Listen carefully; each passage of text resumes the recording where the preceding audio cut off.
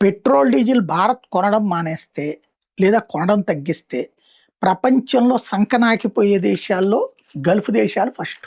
ఎందుకయ్యంటే, వాళ్ళ ఆయిల్‌ని అత్యధికంగా కొనేది భారతదేశమే కావడం. రష్యాకి కూడా సంక్షోభమే. మన మిత్ర దేశమైనా సరే.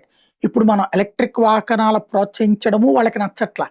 పెట్రోల్, డీజిల్ మీద ఆధారపడుతుంటే వాళ్ళు ఎప్పటికప్పుడు రేట్లు పెంచుకొని బతికేస్తుంటారు. వాటిటి మీదనే వాళ్ళ జీవితం. ఇప్పుడు అదే సమస్యగా మారింది.